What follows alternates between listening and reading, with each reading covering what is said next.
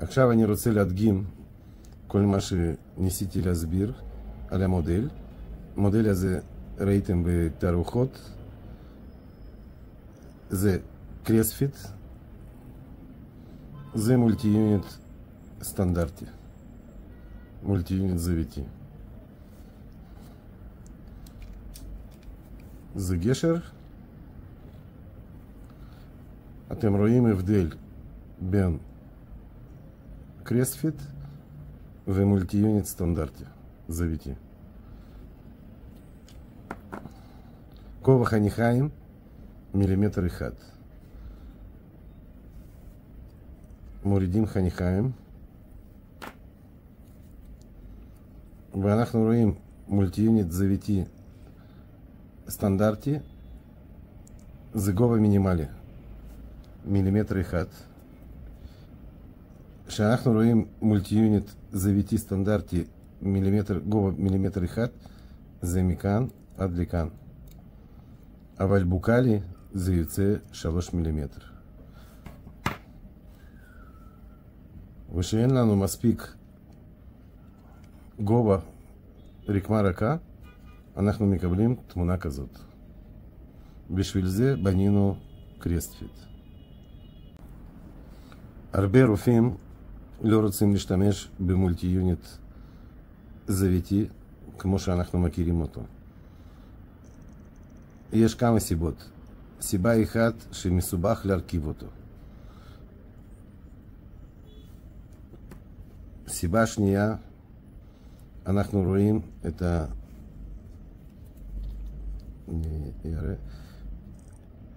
את האנלוג, זה כאילו שתל, ובמקום הזה אם אין מספיק גובה חניכיים, קיים לחץ על חניכיים ועל רקמה קשה על העצם. מולטי יוניט זוויתי רגיל הוא בעייתי להרכבה.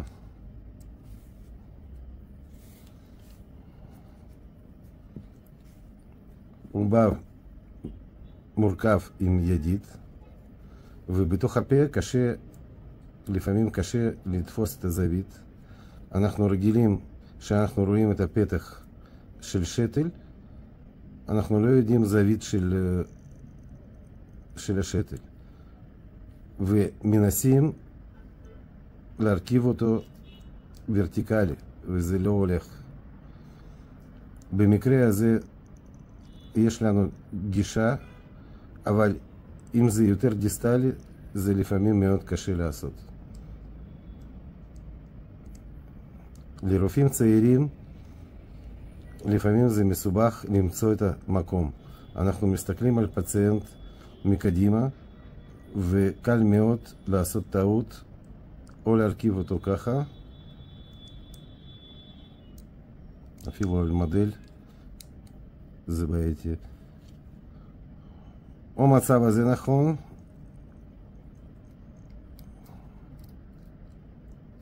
או מצב הזה נכון. ושמקבלים את העבודה, כולל מולטי יוניטים ממעבדה, יכולים ללכת לאיבוד ולעשות טעויות ולבזבז הרבה זמן על הרכבת מולטי יוניט. עכשיו להרכיב אותו זה גם לא פשוט. אנחנו חייבים להחזיק אותו עם ידית, עם יד אחד, עם מפתח להגיע לבורג, ואתם מכירים את הפעולה, היא לא הכי נוחה. עכשיו, מה קורה עם קרספיט? כמו מולטי יוניט רגיל. פותחים, סוגרים, הכל פשוט. במודל הזה התקנו שני שתלים אנלוגיים, באותה זווית, 30 מעלות, בשביל להראות הבדל בין מולטי יוניט סטנדרטי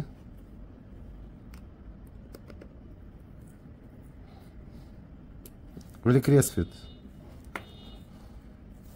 חניכיים גובה מילימטר אחד, רואים את זה כאן,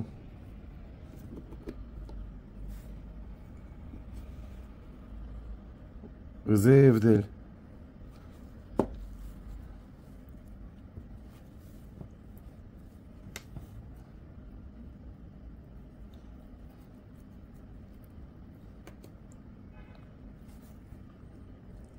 מרכיבים על קריספיט את השרוול.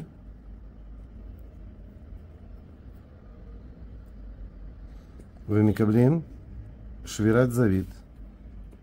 הכיוון של השתל הוא היה ככה, ועכשיו ככה. מה האפשרויות במקרה הזה?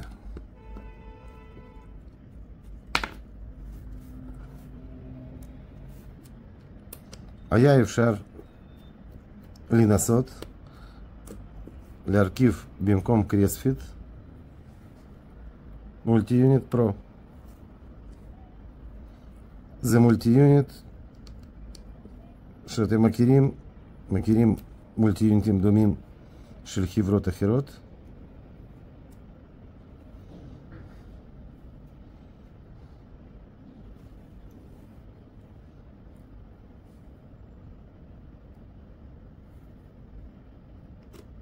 מרכיבים את השרוול בשביל להראות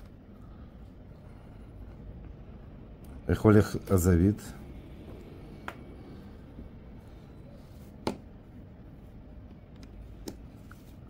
וזה ברור לנו שהפתח של חור של הבורג יצא בוקלי. אנחנו לא נוכל לעשות כאן את השיקום אסתטי. אז כאן אנחנו רואים שמולטי-יוניט ישר לא מתאים למקרה הזה, כי הפתח יצא בוקלי.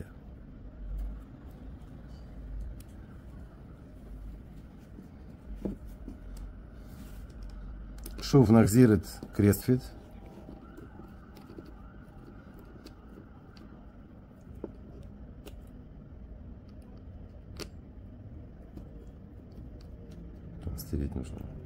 תראו כמה קל להוציא מולטי-יוניט ישר. אותו דבר מולטי-יוניט קריספיט קל להרכיב.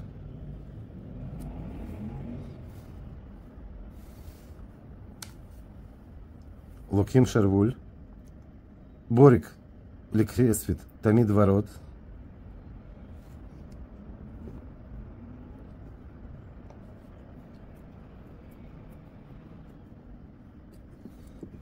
וכאן אפשר לראות את השבירת זווית.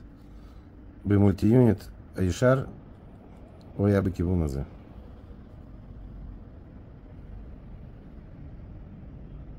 אז מה ההבדל בין שני המולטי-יוניטים הישרים האלו? פרו וקריספיט.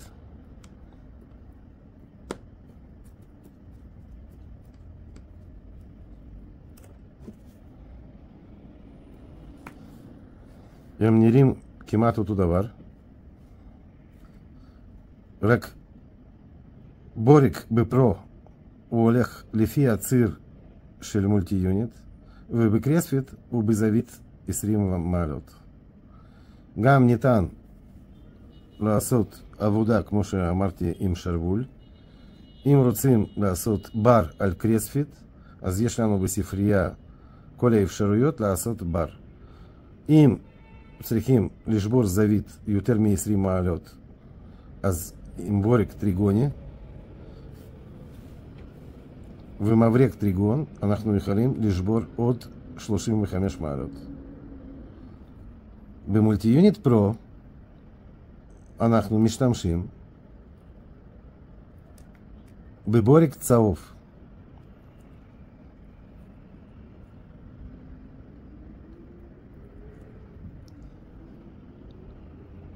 הבורג מוברק לפי הציר של מולטי-יוניט, הוא לא שובר זווית, אבל עם מבריק טריגוני ובורג טריגוני אנחנו יכולים לשבור זווית ב-35 מעלות. אני חייב להגיד שבזווית 35 מעלות אנחנו יכולים לסגור עם כל הכוח עד 35 ניוטון את הבורג. זה לא קיים בחברות אחרות.